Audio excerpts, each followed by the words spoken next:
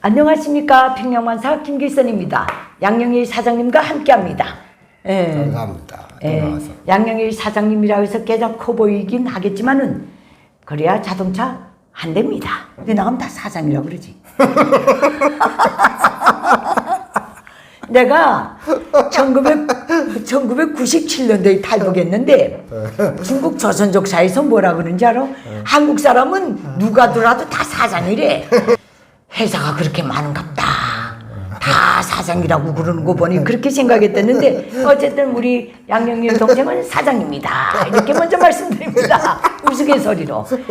오늘 이 시간에는 시청자 김주성님이 올린 질문에 대한 답변을 드리겠습니다. 이분은 이런 질문을 올렸습니다. 탈북민들의 이야기를 들어보면 입당하겠다고 열심히 일했다고들 하는데 도대체 노동당이 입당하면 뭐가 좋은가 이거요. 이게 굉장히 중요한 문제거든. 중요한 문제지. 북한에서는 중요한 문제예요. 예, 북한에서는 이 노동당원인가 아닌가 하면 이거 어떻게 비교하나? 노동당원과 비당원. 말하면 양반 쌍놈 왕태요.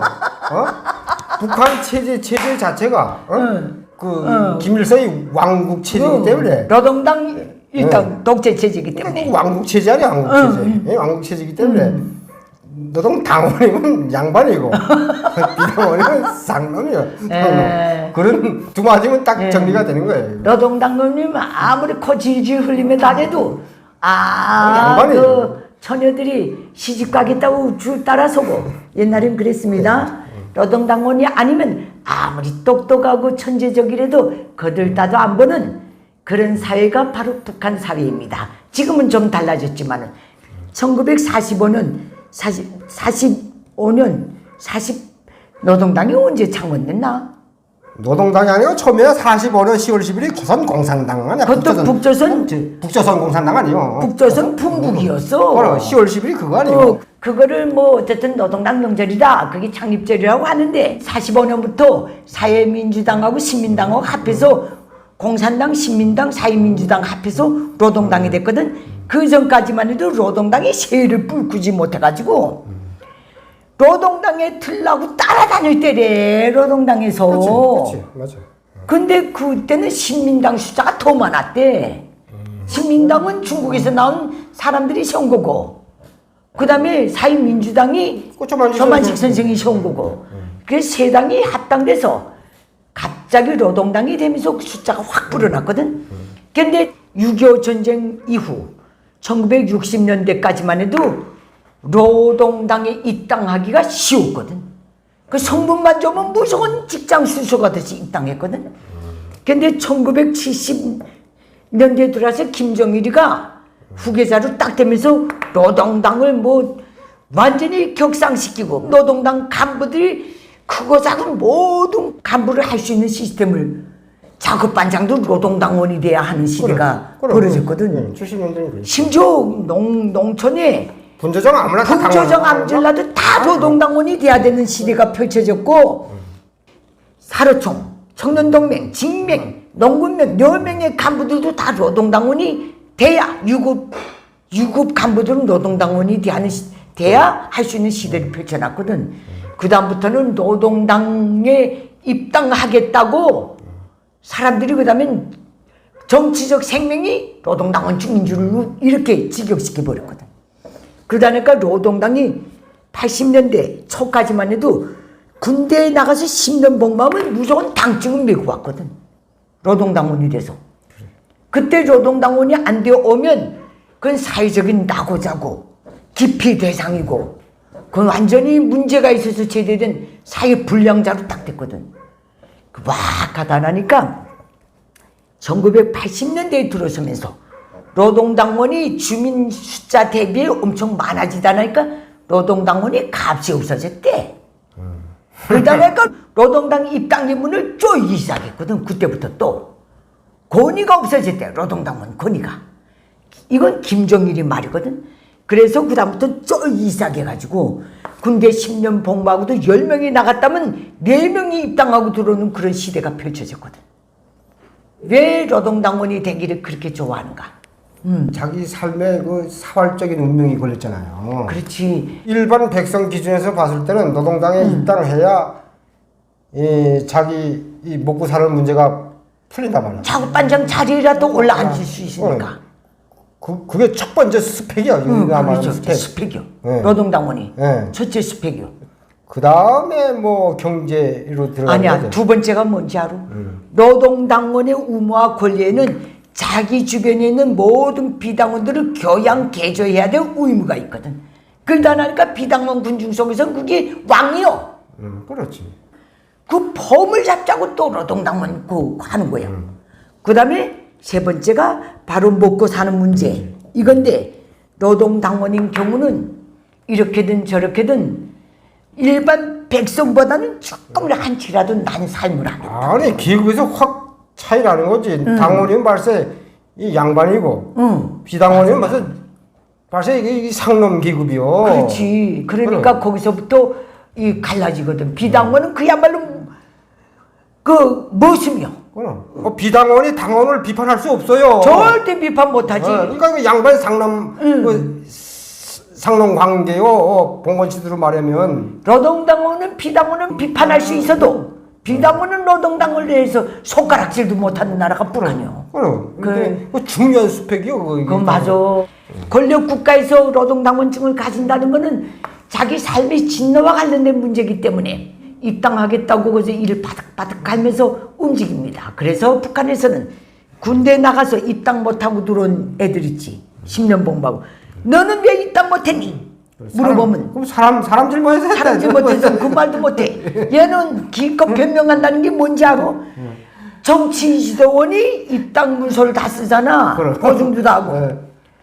정치 지도원한테 입당하겠다고 실컷 고였는데 입당 거의 하게 됐는데 정치 지도원이 또 교체된대. 또 다음은 정치 지도원한테 뇌물도 빡세게 고이고 그렇게 했는데 입당할까 하니까 또 정치 지도원이 또 바뀐대. 그래서 10년 동안 정치 지도원 3번 바뀌다니까 입당 못하고 들어왔다고. 그런 이유가 되지. 그렇게 막 그 이유가 돼. 그 분명히 이유가 돼. 야, 북한에서는 비밀경찰 회복제도, 공개경찰 회복제도, 조그만 행정간부의 회복제도. 당원이 돼야지. 뭐 노동당 간부는 더 말할 것도 없고 무조건 노동당원이 돼야 합니다. 그래서 저 체제에서 산 사람들은 노동당에 입당하면 사람이 됐다.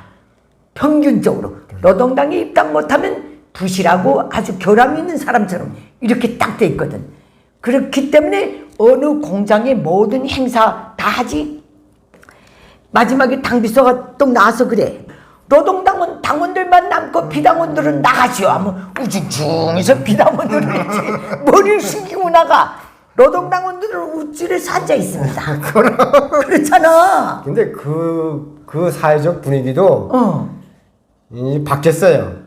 80년대 중반까지는 그런 이제 어찌 노동당원이 무시할 수 있는 그 분위기가 있었는데 이제 80년대 후반부터 경제가 떨어지면서 하락되고 이제 일본 교포들 중국의 그 연구자들 좀 잘 사라지니까 잘 사라지기 시작했지. 잘 사라지니까 그 사회적 분위기가 바뀌었어요.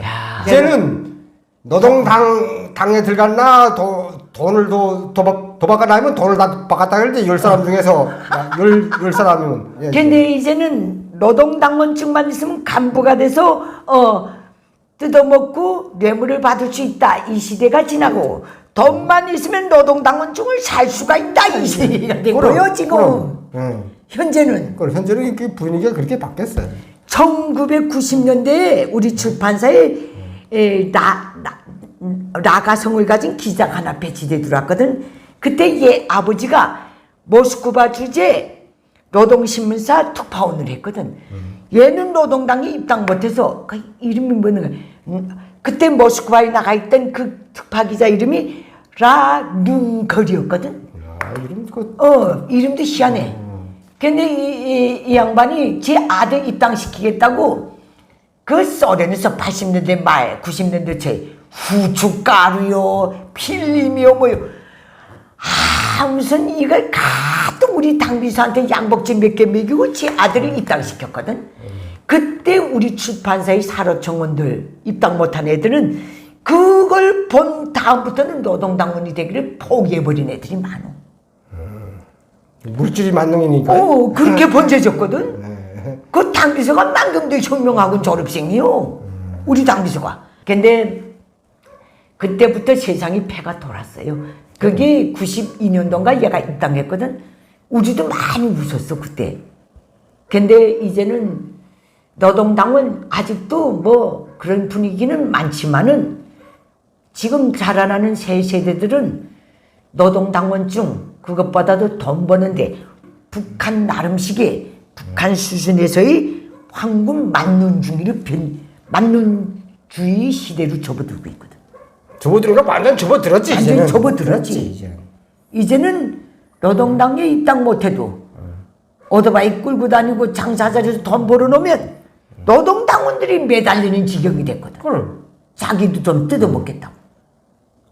그건 뭐 90년대 중반부터 다 그랬어요. 그렇게 됐는데 그래도 또 먹는 문제가 해결되면 노동당원이 돼야 된다. 저 체제가 원래 노동당 일당 독재 국가입니다. 그런 게 현상은 있지만은 노동당원이 못될 바에는 돈이라도 실컷 벌자 이렇게 돼버린 거예요. 우리 양영일 사장님도 성문 때문에 노동당원이 안 됐지만은 장가가는 데는 전혀 지장이 없었답니다. 그렇잖아. 부모들이 중국에 왔다 갔다 하면서 잘 살게 되면서 여자들이 줄을 쳐서 들어왔답니다. 나는 이 말 충분히 이해하거든. 왜냐하면 그 다음부터는 90년대에 들어와서 중후반부터는 제일 기국민, 잘 사는 제일 기국민한테 시집가는 걸 부끄럽게 여기지 않는 시대가 펼쳐졌거든. 그게 80년대 중반까지만 해도 얼마나 북한 주민사회에서는 그걸 완전히 아주 좋지 않게 보는 분위기였거든. 돈에 팔려간다는 식으로. 그때 북한에도 어떤 신뢰가 있냐면 우리 지역에 그 화교들이 많았어요. 화교들이 많았는데 그 화교한테 시집가는 처녀들은 막 그 강연에 내다 세우고 사상 비판하고 그랬어. 화교한테 시집 간다고? 야. 그 돈에 팔려서 간다고. 내 말이 들리지 않지 않습니까? 그때 뭐 놔두고 사로청원이던 거냐 장하기 전이니까. 그때 뭐 80년대 중반 그때 그 시집간 여자들이 있었거든. 화교들한테. 그 화교들한테 돈에 팔려 시집 간다고 막 그 사상투성에 내어놓고 뭐 공개 비판하고 그랬어.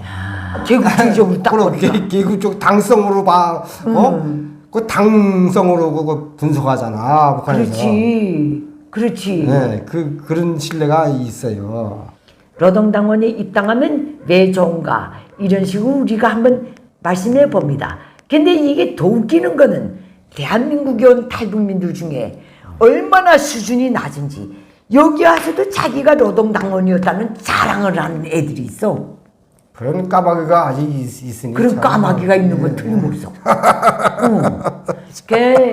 진짜 저 사회에서 노동당원으로서 성실히 살고 정말 노동당원이 권리와 의무를 다하려고 했던 대한민국에 온 많은 북한 노동당원들이 있습니다. 그들은 어디 가서 이 뜻법 끝 안 합니다. 내가 노동당원이었다는 말을 창피해서 안 합니다. 재수로서 안 합니다. 그렇지.